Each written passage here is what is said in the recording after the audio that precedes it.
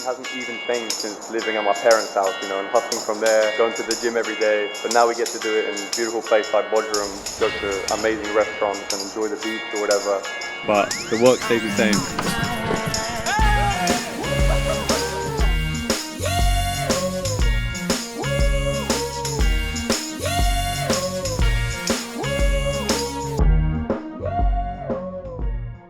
Right, what is it? It's a boat we gotta pull right now. It's called Icy Box. We're about to pull this thing and it's gonna give us a random watch. Could be worth $300, could be worth $120,000. Click buy, Connor. How much is it to buy? $1,000. $1,000. $1,000 to get in, brother. What the fuck? All right, we're in right now though. What is it? I want a royal oak, All right, tell me when to stop. Tell me when to stop. Ooh. Yeah, I'm actually bullish on this. I'm bullish as fuck. All right, we see some fire shit. Let's see. Oh, there's a little something in there. Looks good, doesn't it? Oh! 1900. I'm about to sell that right now for 1700. Yeah, stop playing. Look at that balance. That's a real balance right there. That's a real balance. They don't know about that. Let's save it. We'll save it for later. They don't need to know about that. You're way too beautiful, girl.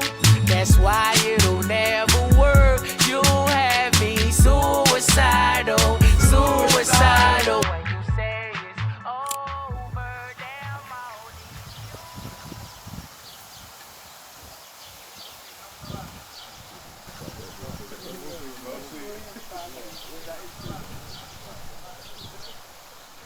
This is easily the most beautiful gym I've ever been to in Bodrum, right? Right by the sea, calisthenics bars. Got the boys warming up right now. But it's just only us as well. No music, too cold here. When your bag right, it's hard to have a bad night. Got 200 on the dash to live a fast life. Threw a 20 by the booby, it was mad like. When your bag right, it's hard to have a bad night. When the music's slowing down, I'm in the lab right. If you sexy, I'ma spend it on the damn right. I can stop, I keep on going, keep on climbing to the top you see. I can stop, I keep on pouring, where's the slang, rapping on a beat. With the pattern, then you scrape it, she been shaking, asking here for free. Wanna watch magic about? Mate, that is ridiculous. Hey, that's not bad.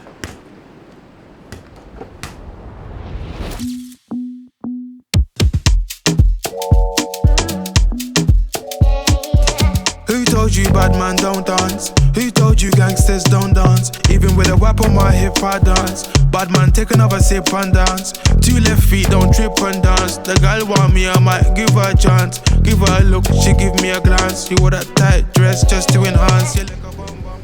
Never seen you before. Where you come from? You got a fuck boom boom. I got a long Johnson. I know I never met you at random. So I have an interesting question. If you were to roll out, let's say, a new product line, still within fashion, right? But depending on what it could be, right? How would you approach working with somebody in a collab way? I think the key thing with fashion is to actually make sure the person's fashionable and hasn't just got influence, because there's so many people you can pay who get loads of views and reach, but if people don't actually want to be like them, and that's the most important thing for fashion, but I'd even stretch that to gaming too.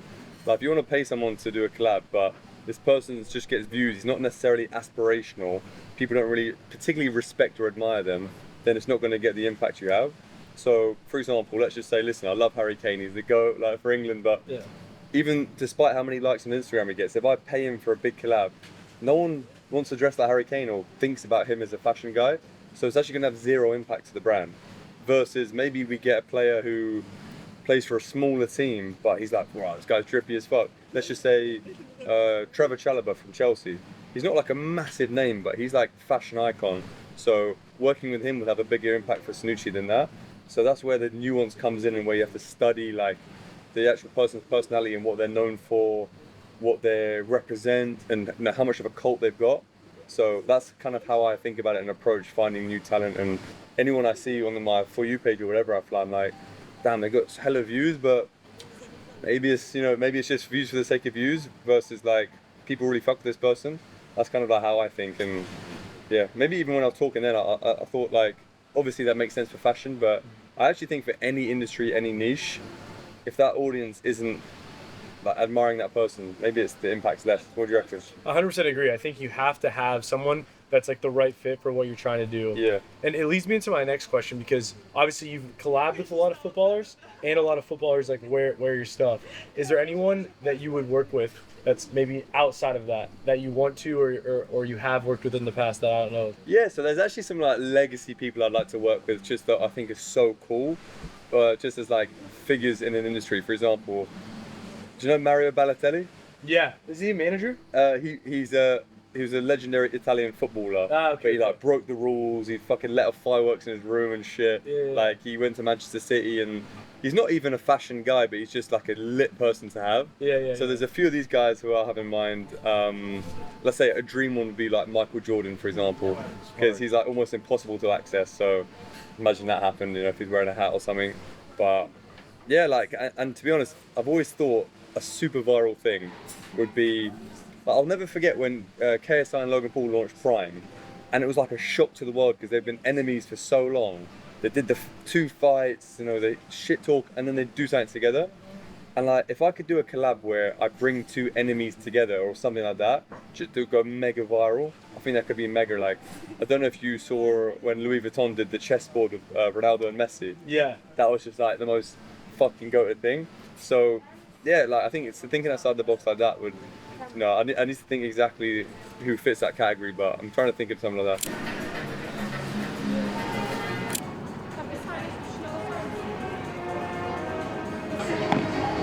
Guys, just so it's all clear, rock, paper, scissors, shoot. Yeah. Give me 2 seconds. No.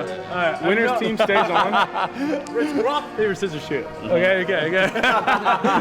On shoot, yeah? On shoot, yeah. All right. Already. We're in daylight here, so let's go. 1 sec. Rock, paper, scissors, shoot. Thank you. Let's go! All right, so my bro said they wanna get paid, okay, let's see what's possible. Pop the pill and I feel alright, I believe I can fly, I feel unstoppable.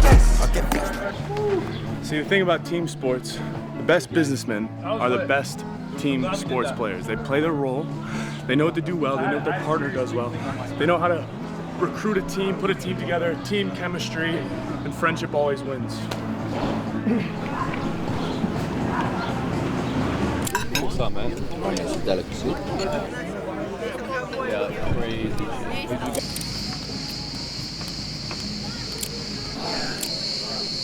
Yo, so on the fishing situation, basically, the most fire one, like the one that we need to be on, 2,500. Other one is like a little rowboat plus, like a rowboat plus type shit. Like basically, so everyone's gonna be jammed up, you know what I mean? And for $1,000 more, I kind of feel like we need that. And this guy's serious, like he means business, bro, means it, like for real. Like look at him. Tuna we catch or what? Like if I was gonna back anyone to catch a tuna, it'd be fucking this guy. Yeah, he's built for it. Bro, dude, he's built for that shit. Big ass fish pulls on your hook. Built like a tuna, bro. Yeah. Like I go, oh, we gotta catch one. He says, no, he says action only. Here's the fucking radar, buddy. Here's the radar. He sent me this, he goes 80% chance. There's many fish. Guy just drops a VSAT and fucking we see them all, bro. Yeah, real. So Cal, do you come to Europe a lot? I think since like 2018, I've been coming a lot. I was based out of the US for a while. I grew up traveling to Europe, so I had a good understanding of the culture. Different vibe. I think in terms of entrepreneurs, it's like a different type of entrepreneur in Europe as opposed to the US. And it's something that I learned when I was really young as well, which is like focus on making money, because if you make money first and you make money young, you have way more opportunities to do anything you want to do. Whereas in the US, people are way more focused on the hype of being that startup founder has that crazy company that goes public. They're not focused on the cash flow. I want to do the reverse almost, where I do want to spend more time in the US. Yeah. Because I feel like the best entrepreneurs in the world are from the US. And just that culture, like especially for e-com and building a brand, a city like New York or Miami, I think could help Cernucci a lot, So I can envision myself living there maybe a year, 2 years or whatever, but yeah. But long term, I think Europe's the play, Nothing beats Europe, but I think to build a business or brand, I think America's the best country to do one. I don't think I've ever introduced Consalvi properly to a vlog yet. Consalvi. We went to school together, he's got an amazing footwear brand. Building some other shit. Introduce yourself, man. Jay Savage. That's fucking hard. Jackie Throbinson. Young Jackie Throbinson. He knows. Come on, baby. You like that, huh? The say he's got good tasting toes. They do say that. I've heard that. And one of the strongest tongues in Europe. Which niche do you think in YouTube, right? So let's say challenge videos, vlogs, gaming or whatever, teaches you the best principles to make good YouTube videos? Or is it all the same, any niche? I think objectively it's the same. I think challenge videos though probably are the ones that teach you the most about YouTube. About the storyline and the highs and lows and stuff. Yeah, because like it's like you're telling, like at the end of the day, like YouTube, every video is story driven in a way. Like depends on what the video is, but even then, it's either story or informative. If I didn't have Cernucci or something to talk about, it'd be so hard to like break through or get traction, you know? Yeah. Because I think the tough thing with vlogs is it's very hard to balance the art and the science of it, you know? Because it has to feel authentic and creative, while also being quite retention driven, and you know, like you're setting up the whole video with an amazing intro and all this shit without it being forced, you know. It needs to feel very natural too for people to buy into the personality, I think. So that's why I think like they're amazing for like building real connection and community with someone, but it's quite hard to go viral based on, you know, hitting those principles of a classic YouTube video.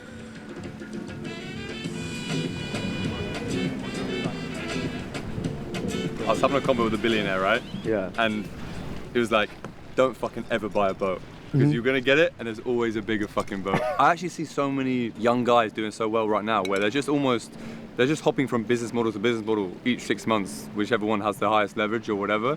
Whether that's selling shit on TikTok Shop, doing a social media agency or consulting businesses with AI stuff. And then they just exhaust that business, stack up cash and then do the next thing. So it's quite interesting. I think there's like new culture of almost like modern entrepreneurs like Gen Z or even younger, where it's just like whatever's working at the time, exhaust that and then they go on to the next thing. And I think that's quite a good way to start. And then like you say, you learn so many different skills. You can use that cash to, I don't know, either invest or create something else. Like, so completely agree. It's just like don't get emotional to the business, the product that you're pushing. 100%, nah, exactly. Vehicle is literally the most important thing. In terms of if you're like optimizing for like, let's say wealth or earning X amount of money, like vehicle, you have to choose the right vehicle. Like I generally tell nobody to start a fashion brand right now. Yeah, it's like the most competitive game. It's super, you know, there's different, the multiples on a fashion brand are different to health brands or wellness, you know, all this stuff. So yeah, 100, and you have to pick the vehicle. Because I would tell nobody to start a gaming business right now, and not because I'm in it and I don't want competitors. It's just it's maybe fucking hard. A little bit of this for me. I don't need any more competition. Yeah? Something this trip is reminding me is how important it is to actually hang out with people doing different things and not just be around people who are in the same industry all the time. Because otherwise you have similar conversations with similar people who think the same as you, whereas like here I'm with some guys from America who have an amazing gaming company, and even the way they think about marketing or content and retention and just customer experience is very different to how I think about it as a fashion brand owner. So yeah, it's like something I encourage all my friends, or even if you're watching this, like if you know people who are in different industries, definitely try and make time to have discussions about what's working for them, what isn't, because there's always gems to be found in all these different industries because they're doing things differently. They have to think and approach the market differently. So yeah, I'm definitely going to leave this trip with so many new ideas for Cernucci, and hopefully I'm thinking a bit differently to some of the other founders in the game. So yeah, it's a blessing to be here with everybody.